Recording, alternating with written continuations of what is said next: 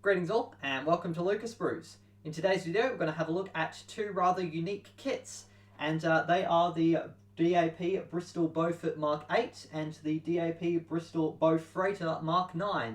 And what's kind of cool about these kits is that they're both Australian versions of the Beaufort that were produced domestically, and they're actually built by a Australian model making company, High Plains Models. These ones in particular I picked up from the Queensland Air Museum, where I do some volunteer work. They're amongst a bunch of kits that were passed on as deceased estate, and the museum every now and again sells them. There's no instructions with either of these kits, and I only managed to find decals for the Mk.8 after I did the review segment of it. But just trust me, they're pretty decent decals, although I had decals for this one when I got it. So we'll have a look at the Mk.8, which I actually shot around about a month ago, but I've had a bit of trouble with my voice. You probably can't tell now because it's a lot better, but I managed to shoot that fortunately before then, and I've actually done a bit of work on the Mk.8 so far building it, which I'll give a little progress update at the end of the video, and after we've had a look at that, we'll have a look at the Mk.9. On the front here, you've just got some pretty basic sketches of art of the Mk.8 there, and you can kind of see the features. So it's a bit hard unless you see it next to like the Airfix Beaufort, but the tail is a different shape. It's got the lines there, which are in fact the ASV radar, and the engine and the exhausts and the landing gear covers are different since it's got the Australian Pratt & Whitney layout. On the side here, we've got some of the other kits are available, and it says new for 1996, so I assume that's when this particular issuing of this kit came out. And you can see there's quite a few different options of pretty rare aircraft that would be very interesting to have a look at. Repeat of the front description on the sides here, and on the top here a little bit of details about High Plains, their address, and yeah, just a repeat of the information, which is that it's injection molded, and there are 3 Royal Australian Air Force or RAF decal options. So we'll open it up and have a look. So because this kit was second-hand, I can't guarantee that all of this is totally original. I do believe I've actually ended up with an extra canopy somehow for the Beaufort. But in general, when I got it, it was in a plastic bag, which I assume was original, and I've since removed it to give the parts a bit of a clean.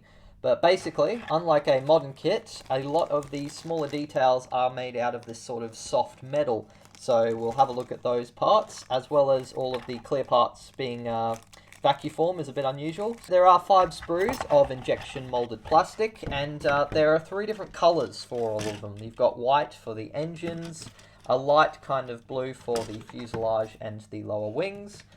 This fuselage has actually come off the sprue there while I was giving it a clean, but that's okay.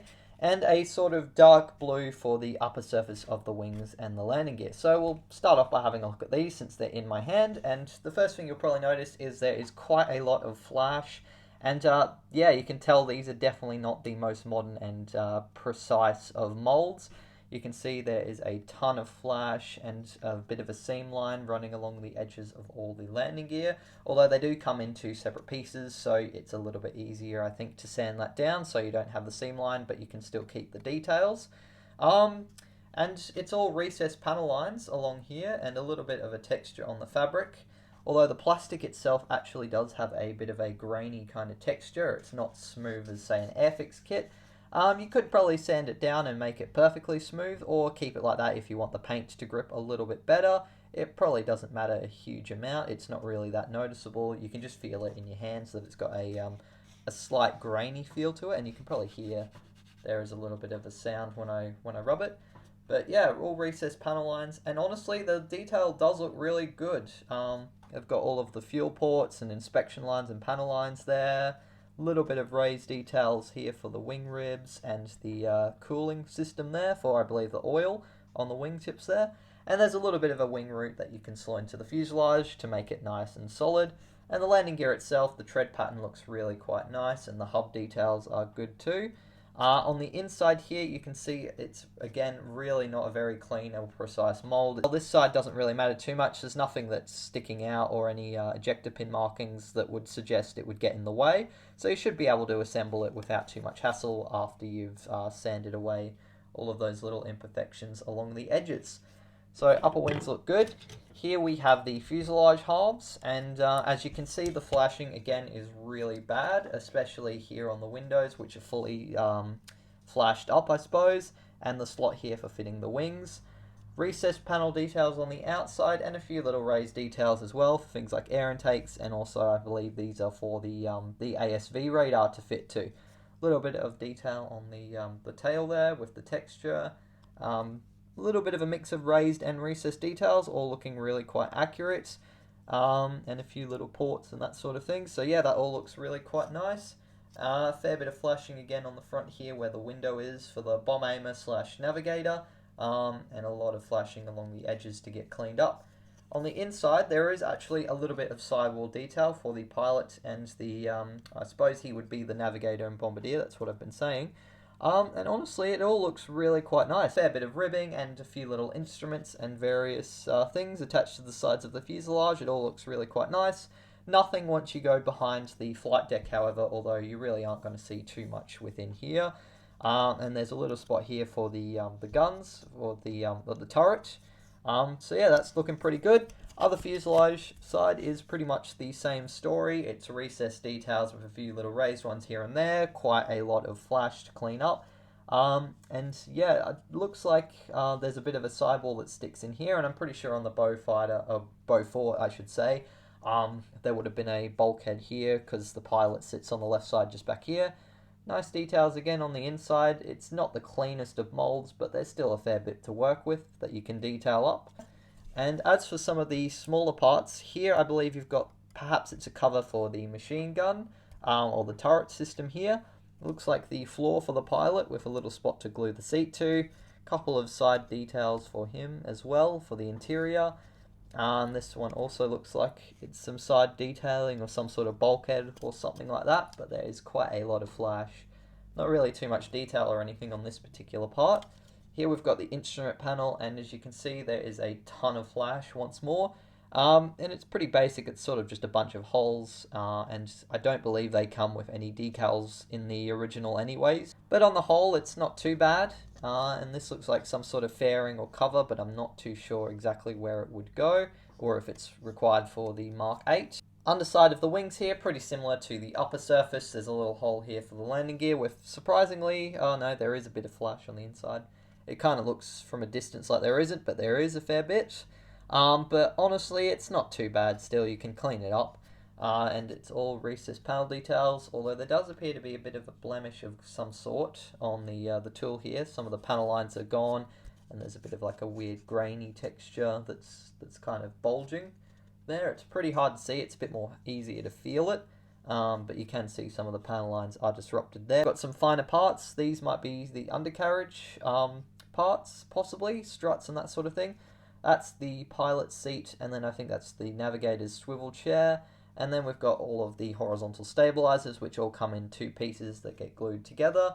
And honestly, on these ones, the details are a lot cleaner, but pretty similar to the wings in terms of recessed and raised details. So honestly, looking pretty good there, except for a little bit of a blemish on this horizontal stabilizer here. It's looking pretty good, and no real details on the underside. These might be exhausts, possibly. It's a bit hard to tell. I'll have to look at the instructions when I'm building it, obviously, but for the most part, yeah, details aren't too bad. And here we have the nacelles, and as you can see, the landing gear flaps are actually moulded into them, which is a little bit unusual. You don't see that in too many kits. You've got the exhaust coming back here, and as you can see, it's the single kind of type that was used on the twin wasp-powered Australian Beauforts. And a little bit of recessed panel line detail, but nothing too much. Fair bit of flash to clean up. On the inside, there's a bit of ribbing for all of the landing gear bay doors, but otherwise not an awful lot of detail there. And here we have the engines, and as you can see, again, it suffers from not being a very clean mold, especially on like the propeller blades here. That is going to take a lot of time to sand and cut away the excess flash there. Looks like you've got some exhausts here with a little bit of detailing for the pipe, which doesn't look too bad, but again, need a lot of cleanup. Engine details, not too bad. You'll have to drill out the hole, I think, for the propeller to fit into them. And it doesn't look like there's a wash system or anything for the propeller to spin, so you'll probably be just gluing them into place, which I prefer to have my propeller spin just because I do want to do a lot of animations with my planes. But for some people, that's not going to matter, that you just have to glue it into place or find another way to make it spin if you really want to. Engine cowlings have that similar kind of grainy texture that you can't really see, but otherwise, in terms of what you can see, the recessed details there all look really quite good and nice and clean. A little bit of flash to clean up on everything, but that's the kind of theme with this kit. And nothing really on the inside to talk about in terms of detail. So as you can see, all of the plastic, it's a pretty similar affair. There is a ton of flash and some imperfections that need to be cleaned up, which is kind of to be expected. It was a limited production run, so the tooling was pretty simple, and it was also from the 1990s, so 20 years, you know, I can think of a fair few Revell and Italeri kits that would have similar amounts of flashing or a few imperfections if they were this age. But honestly, there's definitely a lot of promise to work with, and it's pretty awesome to have a more rare version of the Beaufort as a model kit. In terms of the other details, you've got vacuum form for the canopies, which are all really quite exceptional. I might leave these in the packet until I'm ready to build them, because it looks like we've actually got 2 sets of canopies anyways for the cockpit. But as you can see, they're really quite nice. They're very nice and transparent. There's not much distortion until my finger gets really quite far away, but up close it looks nice. Not too thick either. Hopefully, since this kit is quite old, they are still nice and malleable, and they don't obviously crack or break when I try to glue them into position or cut them out, more importantly. But yeah, on the whole, they look pretty good. This would be the front window for the bomb aiming, and this would be the landing lights there, which you fit onto the wings. I think there's a little gap for them. Yeah, you can see the gap for the landing lights on that side that they just slot into. So yeah, it takes a little bit of effort to fit some of these vacuum form parts, especially the canopy, because as you can see, you're going to have to sort of cut it slowly until you get it to fit the shape. But honestly, they're pretty nice quality. And as for the turrets here, you can see they've got some raised detailing for the frames, although you'll have to cut out the holes and slots for the machine guns to fit into. But again, pretty similar story, even though these are very rounded shapes which tend to distort. There's not too much distortion at all. Honestly, in my opinion, the vacuum form looks a lot better than a lot of clear plastic canopies you get these days. Although some brands are pretty good with their plastic, I think it's pretty nice that they've gone with vacuum form on this one. Now, the main details or smaller details in this kit actually come from these metal parts, which are sort of a soft metal, which is relatively easy to bend. And I do believe that you can glue them into place using regular super glue, and that works pretty nicely. But yeah, they've used this technique to produce all of the machine guns, and as you can see, the detail is pretty nice. They're good and thin parts, and they're not going to break very easily. Well, it looks like that's a little bit of an imperfection. You can easily straighten up the guns and all of that, but yeah, detail looks pretty nice. You've got a few different options for, I think these are the twin Brownings that it would have had in the nose or the wings. And these are the Vickers machine guns, which would have been for the rear turret, and I believe on some of them they also put them on the door. So yeah, they're looking pretty nice. This looks like the actual frame for the turret that slots back in here. So it looks like there might be a little bit of scratch building involved to get it to fit, which is not uncommon for some of these limited run kits. But yeah, details are pretty nice. You can see all of the detailing on the framework for holding the machine guns in place. Here we've got the landing gear struts, so I believe this is actually a bit of moulding that you cut away, this kind of piece there, and then this slots into the underside of the landing gear bay, like so, into those holes there. So yeah, detail on them looks really quite nice. There's not really any imperfections or stuff like that to speak of. They might need to be straightened out a little bit, but yeah, they should look quite nice when painted up. Here we've got a few more accessories. Not too sure what these ones are. I think they might be slightly damaged, but that might be a yoke for the control column for the pilot, and maybe some antenna of some kind, or a brace. But it's a little hard to tell without looking at the instructions if some of these are imperfections or not, but they probably are a few. Looks like some sort of air intake for the engine there, quite nicely detailed. You've got a nice little air intake that's good and thin. A few more little bumps here and intakes, all looking quite nicely detailed. A few more parts, I believe, for the landing gear, the rear section, which goes on somewhere like that. And yeah, just another strut for the landing gear. So not an awful lot of metal parts, but the ones that are here, details are quite nice. I don't really have any experience with handling the metal parts, so this kit is going to be a lot of fun to try. But, oh well, what's the worst that can happen? A little bit of super glue should work in terms of fitting them. I'm probably going to use something like the Deluxe Rocket Odorless CA glue and see how it goes. And as for the second kit, the Mk.9 Beaufreighter, this one's probably the more interesting and uniquely Australian of the two. I think around about 50 of them were built, and only in Australia, and it's basically a light cargo version of the original Beaufort. And the tooling, as you'll see, is pretty much identical. The only different part really is the fuselage, which has this large section here added on, just like the real Beaufort would. The turret usually would end here, but on this model it's fared over. Otherwise, features are pretty much identical. It's got a lot of flash, some texturing on it that might need to be sanded back a little bit. Pretty much identical metal detail parts and that. The wing sprues are exactly the same, as you can see. Vacuum form for the canopies and some of the lights and the bombardier's position. I'm not sure. They've obviously they've kept the bombardier or navigator's position. So I believe it would still have a navigator, but they probably didn't have any of the bomb aiming equipment, just the table and the navigation equipment in the nose there, and the rest probably would have been taken out. This kit I managed to find some decals for, and they're rather interesting because some of the markings you'll notice up here in particular are in Japanese. And that's because at the end of the war, at least one of these Beaufreighters had Japan has surrendered painted on the underside, and it would basically fly around to any of the areas they knew there were still Japanese resisting, and try and give them the signal that the war has ended to tell them to come out and surrender. So a bit of an interesting aircraft in terms of that kind of history. That is definitely something I think I will do when I eventually get around to building the Beaufreighter. But otherwise, like I said, identical to the other kit, with exception of the fuselage. A lot of mess and a lot of imperfections to clean up. But I'll put this box away and give my final thoughts on these two kits. So obviously neither of these two kits have really been moulded to the same level of quality you can expect from, say, the recent Airfix Beaufort Mk.1.